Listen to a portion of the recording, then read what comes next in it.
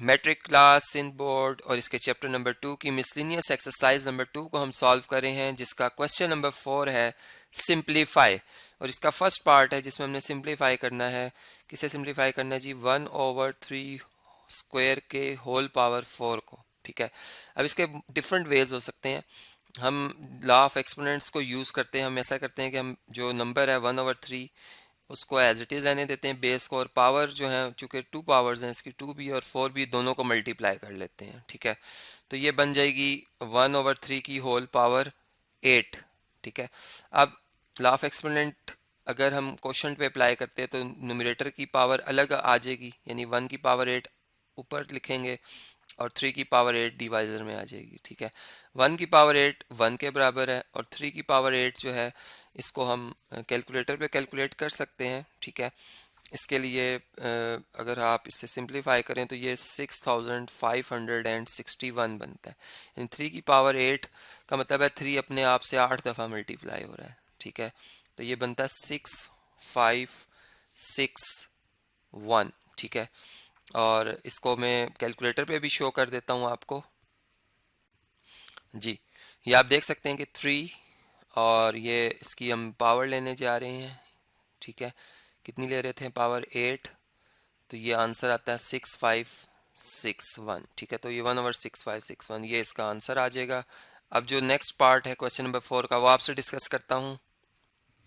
जी, part 2 में अगर आप देखें तो a/b² की होल पावर 3 है, और a और b दोनों रियल नंबर है, and b is not equal to 0। चूंकि b डिवाइजर में आ रहा है, इससे ये बताना ज़रूरी है कि ये 0 नहीं है। ठीक है, इसको हमने सिंप्लीफाई करना है, तो इसका तरीका यही होगा सिंपल, कि हम a की पावर ऊपर 3, चूंकि होल पावर a/b² की होल पावर 3 है, तो दोनों की पावर अलग अलग कर लेते हैं। b² की पावर जो है 3, ये डिवाइजर में आ गई इस तरह।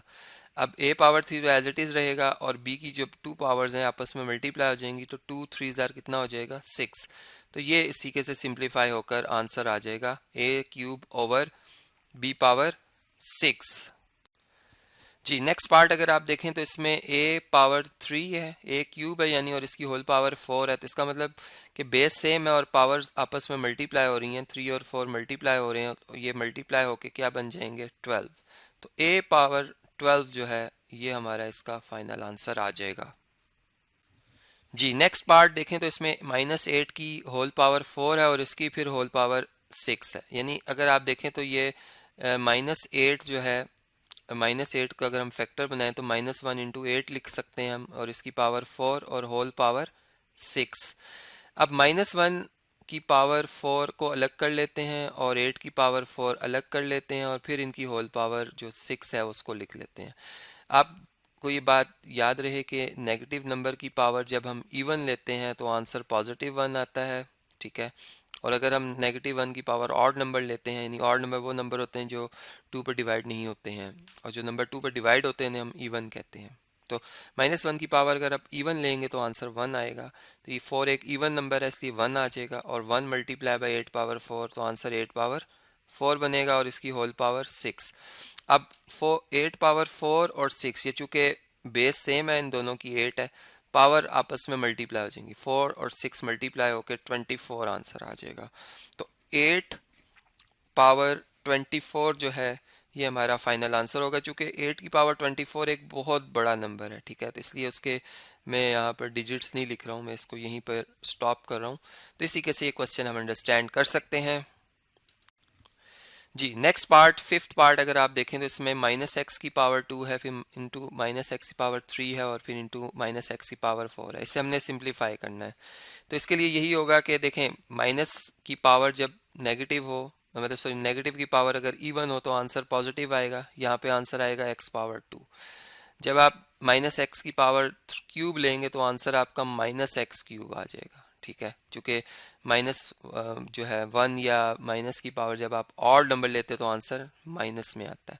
इस माइनस की पावर जब आप 4 लेंगे, इवन नंबर है, तो आंसर प्लस में आएगा।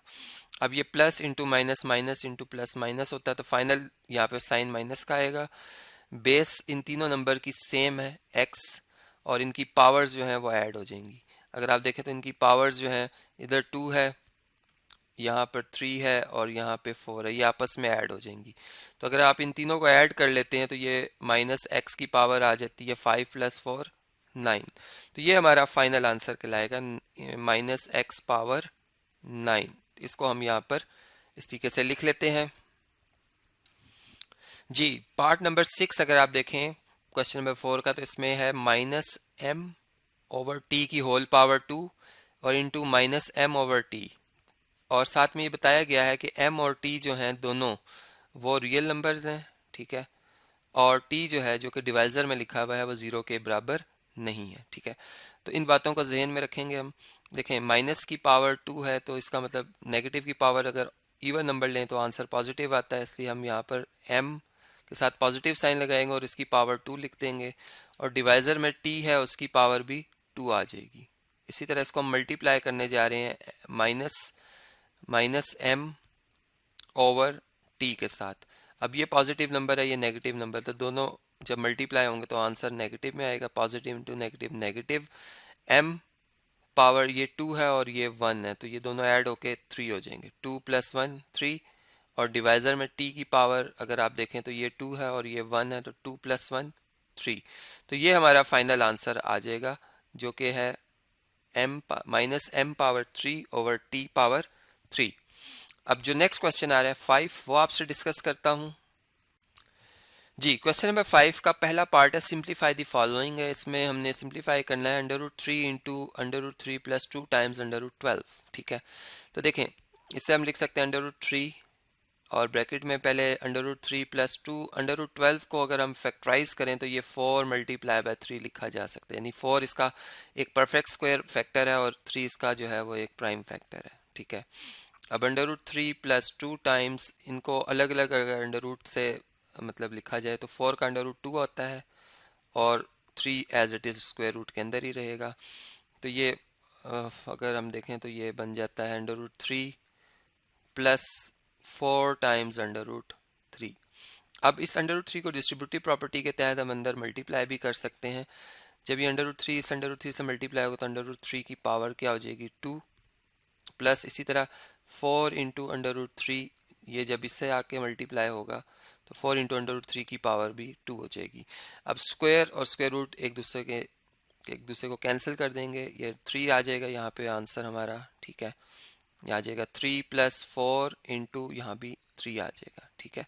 ये कैंसिल हो जाएगा स्क्वायर स्क्वायर रूट से, तो 3 + 4 3 = 12, इन दोनों को अगर हम ऐड करें तो हमारा फाइनल आंसर आता है 15। तो इसी के से ये जो प्रॉब्लम है इसे हम अंडरस्टैंड कर सकते हैं। अब नेक्स्ट पार्ट जो है वो आपसे डिस्कस करता हूँ।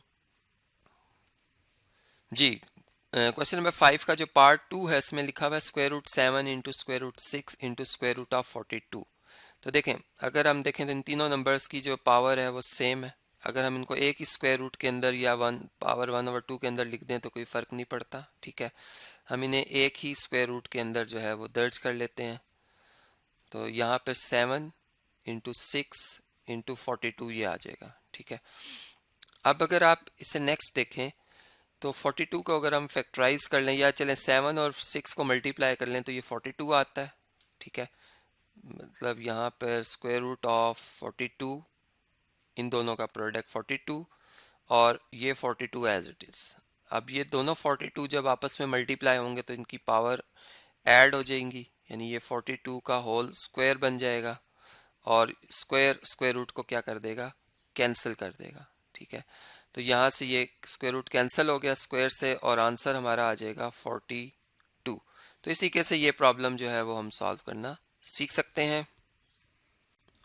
जी, पार्ट 3 को अगर आप देखें तो इसमें स्क्वायर रूट ऑफ 6 को हम मल्टीप्लाई करने जा रहे हैं 4 times square root of 24 minus √2 into √3 से, ठीक है। तो चलें, √6 को हम एज इट इज़ रहने देते हैं। 4 √24 को हम अगर फैक्टराइज करें तो 4 इंटू 6 लिख सकते हैं, और ये माइनस √, इन दोनों को अगर हम एक ही स्क्वायर रूट के अंदर लिखते हैं तो ये 2 और 3 स्क्वायर रूट के अंदर आ जाएंगे, चूंकि दोनों की पावर सेम है, दोनों अंडर रूट के अंदर है, ठीक है। अब ये √6 एज इट इज़, ठीक है। 4 इसका अंडर रूट, अगर जो स्क्वायर रूट ऑफ 4 है इसका अंडर रूट अगर ले लिया जाए तो 2 आ जाएगा और √6 एज इट इज़, ठीक है। और माइनस √2 इंटू 3 6 ये आ जाएगा। अब अगर आप देखें तो ये स्क्वायर रूट ऑफ 6, ठीक है, यहाँ पे 4 2 ज़ार 8 अंडर रूट 6 और माइनस अंडर रूट 6 आ रहा है। अब आप इसको भी सिंप्लीफाई कर सकते हैं, यानी कि अगर 8 अंडर रूट 6 में से 1 अंडर रूट 6 माइनस कर लें तो ये 7 अंडर रूट 6 रह जाएंगे, ठीक है। यानी यहाँ पर 8 अंडर रूट 6 हैं और उनमें से एक आप कम कर लेते हो तो 7 अंडर रूट 6 रहता है। और अब अगर आप इसको मल्टीप्लाई करते हो तो 7 और इंटू अंडर रूट 6 चूँकि दोनों बेसिस सेम है, पावर ऐड हो जाएंगी, 2 आ जाएगी और 2 स्क्वायर रूट, ये पावर 2 अंडर रूट को कैंसिल कर देगा, 7 इंटू 6 आ जाएगा और आंसर हमारा बनेगा 42। तो इस तरीके से ये जो क्वेश्चन है इसको हम सिंप्लीफाई कर सकते हैं। अब इससे जो नेक्स्ट क्वेश्चन आ रहा है, क्वेश्चन नंबर 6, वो आपसे डिस्कस करता हूँ।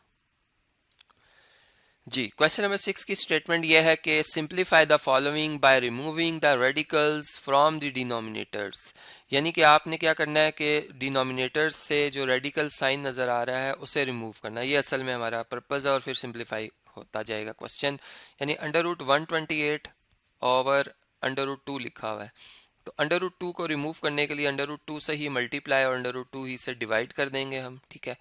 अब ऊपर जो है 128 जो है और 2 जो है वो अंडर रूट के अंदर आ जाएंगे, यानी 128 और अंडर ये 2 चूँकि दोनों की पावर सेम है ये आ जाएंगे और नीचे अंडर रूट 2 का क्या आ जाएगा, स्क्वायर, ठीक है। तो ये अगर आप देखें तो ऊपर 1 ओवर अंडर रूट, ये जो 100 अंडर रूट के अंदर 128 इंटू 2 लिखा हुआ है, इसको अगर आप मल्टीप्लाई करें तो ये बनता है 256, ठीक है, ओवर 2। अब अंडर रूट 256 जो है अगर हम इसके प्राइम फैक्टर्स बनाएं तो हम ये देख रहे हैं कि 2 की पावर 5 जो होता है वो 32 होता है, 2 की पावर 6 जो है वो 64, 7 जो है वो 128 और 8 जो है वो होता है 256। यानी इसको हम लिख सकते हैं 2 पावर 8 और इसकी whole power 1 over 2। Radical form को अगर एक्सपोनेंशियल फॉर्म में लाया जाए तो अंडर रूट को हम 1 पावर 1 ओवर 2 लिख सकते हैं, ठीक है। अब देखें यहाँ से इसको सिंप्लीफाई करते हैं, 2 और 8 कैंसिल हो जाएंगे, 4 आ जाएगा, यानी 2 पावर 4 डिवाइडेड बाय 2 और दोनों की बेसिस सेम है, पावर सब्ट्रैक्ट हो जाएंगी, ठीक है। तो यहाँ पे चलें सेपरेट भी कर लेते हैं इन्हें, तो ये बन जाएगा 2 की पावर 3, यानी 4 में से 1 माइनस किया 3 जो कि किसके बराबर है, 8 के बराबर है। तो इस तरीके से ये जो सिंप्लीफिकेशन है हम इस क्वेश्चन की कर सकते हैं। इसके और भी तरीके हो सकते हैं लेकिन जो मैंने अभी आपसे डिस्कस किया ये भी आप यूज़ कर सकते हैं। अब नेक्स्ट पार्ट जो आ रहा है क्वेश्चन नंबर 6 का वो आपसे डिस्कस करता हूँ। जी, पार्ट 2 में अगर आप देखें तो इसमें लिखा हुआ है under root 2 into 4 plus under root 3 whole divided by under root 8। अब हमने रिमूव करना है ये साइन जो अंडर रूट का है डिनोमिनेटर से, इसके लिए हमें जो भी डिनोमिनेटर है उसी से मल्टीप्लाई और डिवाइड करना होगा, ठीक है। इसका सोल्यूशन इसी के से हम स्टार्ट कर लेते हैं। अब ये देखें अंडर रूट 2 और अंडर रूट 8 ये एक ही पावर में है, यानी एक ही स्क्वायर रूट के अगर इंडेक्स देखें इनका रेडिकल का तो सेम है, हम एक ही रेडिकल साइन के अंदर इन दोनों को लिख देंगे 2 इंटू 8, ठीक है। जबकि ब्रैकेट में आएगा 4 plus under root 3 over divisor में अगर आप देखें तो अंडर रूट 8 जब 2 दफ़ा मल्टीप्लाई होगा तो अंडर रूट 8 का स्क्वायर बन जाएगा। अब ये स्क्वायर रूट को कैंसिल कर देगा। ऊपर अगर आप देखें तो 2 और 8 मल्टीप्लाई होकर 16, ये 4 प्लस अंडर रूट 3 और डिवाइज़र में अगर आप देखें तो 8 आ रहा है। अब अंडर रूट 16 जो होता है वो 4 के बराबर है, चूँकि 16 जो है वो 4 का स्क्वायर होता है, तो स्क्वायर रूट ऑफ 16 में 4 आ जाएगा, ये 4 आ गया इंटू 4 प्लस अंडर रूट 3, ठीक है, और डिवाइडेड बाय 8। और अगर हम इसको डिवाइड कर लेते हैं 4 से, 4 1 ज़ार 4, 4 2 ज़ार 8, तो हमारा जो आंसर है वो आएगा, चलिए ऐसा लिख लेते हैं 4 plus under root 3, 4 plus under root 3 divided by 2। तो इसी के से ये जो क्वेश्चन है हमारा वो कंप्लीट हो जाता है, ठीक है। इसको चलिए मैं यहाँ पर लिख देता हूँ आंसर। तो ये क्वेश्चन हमारा यहाँ पर कंप्लीट होता है। जी, क्वेश्चन नंबर 7 जो है इसकी स्टेटमेंट ये लिखी हुई है कि which of the following statements are correct. हमने देखना है कि इनमें से कौन सी स्टेटमेंट दुरुस्त हैं। इसका पहला पार्ट है जैसे इसमें लिखा हुआ है कि square root of -25 is equal to -5, तो क्या ये बात दुरुस्त है, इसको हमने देखना है। याद रखें कि स्क्वायर रूट जो है वो एक पॉजिटिव रियल वैल्यूड फंक्शन है, यानी इसके अंदर जो नंबर लिखा जाता है वो एक पॉजिटिव रियल नंबर होता है, ठीक है, और इसका आंसर भी हमेशा एक पॉजिटिव रियल नंबर आता है। अब यहाँ पे जो प्रॉब्लम है इस क्वेश्चन में वो ये है कि स्क्वायर रूट के अंदर आपने -25 लिख दिया है, ठीक है। अब इसका जो आंसर है वो एक इमेजिनरी नंबर है। एक इमेजिनरी नंबर का कंसेप्ट आता है यहाँ पे कि अगर हम इसके फैक्टर्स बनाएं तो -1 जो है इसको अंडर रूट के साथ अलग कर लें और 25 को स्क्वायर रूट के साथ अलग कर लें। -1 का जो स्क्वायर रूट होता है वो आयोटा के बराबर होता है और 25 का जो स्क्वायर रूट होता है वो 5 के बराबर, यानी इसका आंसर बेसिकली 5 आयोटा है, ठीक है। अब इन्होंने, अगर आप इस क्वेश्चन में देखें तो -5 लिखा हुआ है जो कि इनकरेक्ट है, यानी ये स्टेटमेंट करेक्ट नहीं है। इसका हम आंसर जो लिखेंगे हम ये कहेंगे कि ये जो स्टेटमेंट है ये एक इनकरेक्ट स्टेटमेंट है, ठीक है जी, इनकरेक्ट स्टेटमेंट है। तो इसी के से ये प्रॉब्लम जो है वो हम अंडरस्टैंड कर सकते हैं जी। अगर हम पार्ट 2 को देखें तो इसमें एक रीज़न दिया जा रहा है हमें कि because -64 is equal to 8 multiply by -8, बिल्कुल ठीक है। देयरफॉर हम ये इसे कंक्लूजन ले सकते हैं कि जी स्क्वायर रूट ऑफ अगर -64 लिया जाएगा तो इसका आंसर -8 होता है। क्या ये बात दुरुस्त है? अब इसको हमने चेक करना है कि स्टेटमेंट दुरुस्त है या नहीं है। तो पहली बात कि मैंने आपको जैसे बताया कि स्क्वायर रूट एक real positive real valued function है, ठीक है। इसके अंदर जो भी नंबर आता है वो एक पॉजिटिव रियल नंबर आता है, ठीक है। अब आप देखें तो -64 एक नेगेटिव रियल नंबर है। अगर हम स्क्वायर रूट के अंदर कोई नेगेटिव रियल नंबर लिखते हैं, फॉर एग्जांपल अगर हम -1 लिखते हैं तो इसका आंसर एक इमेजिनरी नंबर है, ठीक है, आयोटा के बराबर है। अब यहाँ पर ये एक बाय डेफिनेशन एक मतलब मिस्टेक हो रही है कि आप -64 अगर लिखते हैं तो आप इसका आंसर रियल में नहीं ला सकते। -8 एक रियल नंबर है और इसका आंसर एक इमेजिनरी नंबर आएगा, यानी इसको हम -1 इंटू 64 लिखेंगे। -1 का अंडर रूट अलग कर लेंगे, 64 का अलग कर लेंगे, ठीक है। -1 का जो होगा स्क्वायर रूट वो 1 आयोटा होगा और 64 का 8, तो ये इसका आंसर आएगा 8 आयोटा, ठीक है। यानी करेक्ट स्टेटमेंट ये है कि इसका आंसर 8 आयोटा लिखा जाना चाहिए था, जो कि नहीं लिखा गया, इसलिए हम कहेंगे कि ये स्टेटमेंट जो है वो एक इनकरेक्ट स्टेटमेंट है। अब इस वीडियो को मैं कंटिन्यू कर रहा हूँ नेक्स्ट वीडियो में, जिसमें मैं क्वेश्चन नंबर 7 के जो नेक्स्ट पार्ट्स हैं और इस एक्सरसाइज के जो नेक्स्ट क्वेश्चंस हैं वो आपसे एक एक करके डिस्कस करूँगा।